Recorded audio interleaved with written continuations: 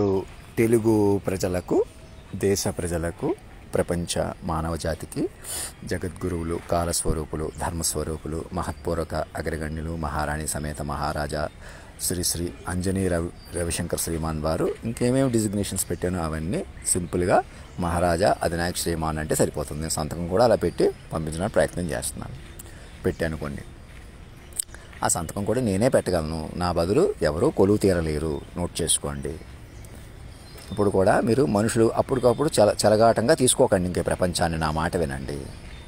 ఎవరినో మీరు చిన్నవాళ్ళని, పెద్దవాళ్ళని మీ ఇష్టం వచ్చేట్టు ఎవరో సినిమా యాక్టర్లుగా వెలిగిపోవాలని కొందరు చిన్నవాళ్ళు చేసి, పెద్దవాళ్ళు చేసి, తక్కువ కులం వాళ్ళని, ఎక్కువ కులం వాళ్ళని ఎదురు చేశారు. ఒకళ్ళు ఆడవాళ్ళు మగవాళ్ళని ఎదురు చేసేసారు. ఇవన్నీ మీరేం భయపడకండి. నా మాట వినండి. ప్రతి ఒక్కరికి చెప్పండి. మీరు తక్షణం మీరు మనుషులు కాదు, మనసులుగా మారిపోండి. నా మాట విని మీరు చర్చిలోకి వెళ్తారా, మందిరంలోకి వెళ్తారా, ఏ దేవుడిని ప్రార్థిస్తారు, మీ ఇప్పటికి చదువు ఎంత, మీ కలర్ ఏంటి, మీ రుచులు ఏంటి, మీ తిండి ఏంటి, మీరు ఏం బట్టలు వేసుకుంటారు, మీ అలవాట్లు ఏంటి, ఏం ప్రాబ్లం లేదు.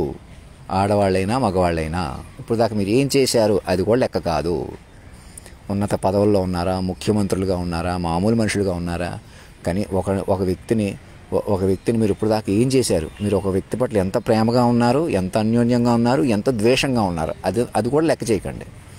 ఎందుకని మీ యాక్చువల్ నడవడి, behaviour, good and bad, divine intervention నా ప్రకారం, అధినాయక శ్రీమాన్ వారి ప్రకారం వారే మీకు తల్లిదండ్రులుగా నడుపుతున్నారు.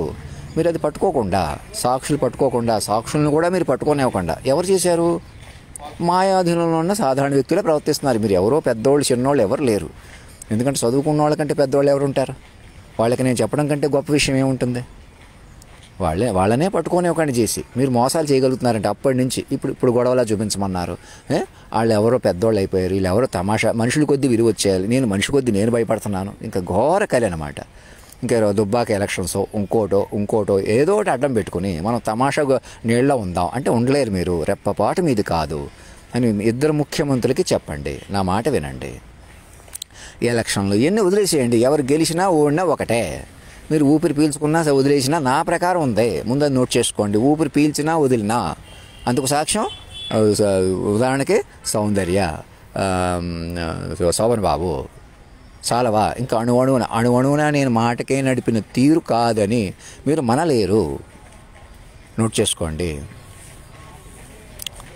నా మాట వినండి. ఇప్పుడు దాకా మనిషికి ప్రాధాన్యత ఇస్తే ఇలా నువ్వు మనిషివే, నా ముఖం కొంచెం లోటుగా ఉంది, ఏదో ఇది పెట్టుకుని కవర్ చేసుకుంటున్నాను, ముఖం చూస్తే తెలుస్తుంది, ముక్కు చూస్తే తెలుస్తుంది. అప్పటికప్పుడు నా ముఖం ఇప్పుడు మీరు తేజోమూర్తిగా నన్ను చూడటం అంటే మీ బిహేవియర్లో మార్పు రావాలి. ప్రతి ఊళ్ళో తెలుగు రాష్ట్రాల్లో మొదలుకొని మొత్తం ఇతర రాష్ట్రాలు మీరు పోలీస్ స్థాయిని ఉపయోగించుకుని, ఎవరినైనా ఉపయోగించుకుని, మీడియాను ఉపయోగించుకుని ఎలాంటి మోసాలు చేసే అవకాశమైనా ఉంది. అవకాశం ఉంది అంటున్నారు చూసారా? అవకాశం ఉండకూడదు. అవకాశం ఏదో చేసే అవకాశం లాక్ అయిపోవాలి. లాక్ అవ్వాలంటే మీరు మాట వరబడి పట్టుకోవాలి. నోట్ చేసుకోండి. పండితులకి అందరికీ చెబుతున్నాను. నేను కూడా నాతో సహా నేను ఇప్పుడు దాకా ఏం తిన్నాను, ఎలా బతికాను కూడా చూడకండి. కంటితో చూసింది నిజం కాదు. చెవులు విన్నదే నిజం, చెప్పుకొని వింటున్నదే అదే నిజం. నోట్ చేసుకోండి. మనస వాచ కర్మణ బతకనివ్వకపోతే చచ్చిపోతున్నారు. అలా కాదు, మాకు పోలీసులుగా కుదిరింది, రహస్య పరికరాల కొద్దీ, మీడియాల కొద్దీ, కొందరు కొద్దీ మేము తమాషా చేసేస్తాం, మిగతా వాళ్ళని బతకనిస్తే బతుకుతాం, ఎలా ఉన్నాం. మా సినిమాలు నాగార్జున చూసుకున్నాం, వెంకటేశ్వరం చూసుకున్నాం, చిరంజీవి గారిని చూసుకున్నాం. ఇలా కాదు.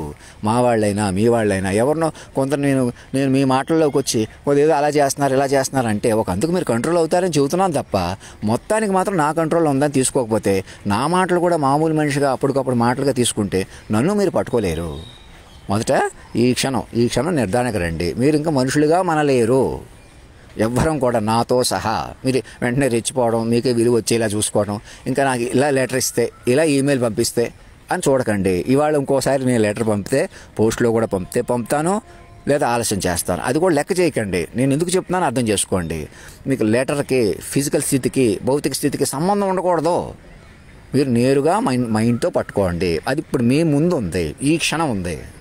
ఎలా మీరు అప్పటికప్పుడు మనుషులు కొద్ది డీల్ చేస్తున్నారు, అది మానేసేయండి. నా మాటిని వాళ్ళని మైండ్గా పట్టుకోండి, మాట కలుపుకోండి, ప్రారంభించేయండి. ప్రతి ఒక్క జైల్లో పెట్టేసిన వాళ్ళు కూడా ముందు ఒక సెల్ ఫోన్ ఇవ్వండి, కంట్రోల్ తీసుకోండి. పోలీస్ వ్యవస్థ, మీడియా వ్యవస్థ ఎలా మోసం చేస్తున్నారు. కొందరు ఒకటి అయిపోయి కొందరిని అది అది మొత్తం అందరినీ ఒకటి కలుపుకోండి, మాటకు కలుపుకోండి. మీరు సినిమాలు, పైకి వెలుగుతున్న ప్రపంచం, నీటి బుడగ, దూది పింజ, అసలు వేరే ఉంది, మాటకు ఉంది ప్రపంచం. నోట్ చేసుకోండి, ఇదందరూ నోట్ చేసుకోండి. రహస్యంగా వింటున్న వాళ్ళు ఇప్పటికీ నా మెసేజ్లు ప్రెసిడెంట్ చూడకుండా, గవర్నర్ చూడకుండా ఎలా మేనేజ్ చేస్తున్నారు? అలా మేనేజ్ చేసేస్తే ఎలాగా? ఆలోచించండి, మీరు ఆలోచించండి. అలా వినకూడదు, చెప్పకూడదు అంటమే ఘోరకలి. మనం జగద్గురు అంట చాలా తేజస్సుగా కనపడాలి, చాలా డిసిప్లిన్గా కనపడితే చూద్దాం. మీరు కనపడేలా చూసుకోవాలి. కనపడుతున్న ప్రపంచం మీద ఆధారపడకూడదు. కనపడుతున్న ప్రపంచాన్ని మీరు తీర్చిదిద్దుకోవాలి. ఇప్పుడు కూడా తీర్చిదిద్దుకోవడానికి ప్రయత్నం చేస్తున్నారా? ఈ పార్కులు నిర్మిస్తున్నారా? ఇవేవో పరిపాలన చేయాలనుకుంటున్నారా? ఇంత అభివృద్ధి చేసేయాలి, అలా ఇలా అనుకుంటున్నారా? అవన్నీ మాట కంట్రోల్ వల్ల చేయగలరు. మాటకే చెప్పిన మీ చావు పుట్టుకలు కూడా నిర్ణయించిన మాట ప్రకారం ఉన్నాయి. అలా అభివృద్ధి చెందగలరు. అసలు మీరు మనగలరు.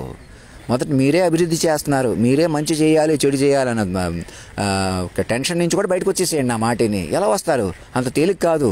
శబ్దాధిపతిని, పరమేశ్వరుడిని, సృష్టి స్థితి లయకారకుడిని నేను ఇక్కడ మీకు అందుబాటులో ఉన్నాను, ఆలోచనలో ఉన్నాను, మాట వరవడిగా ఉన్నాను.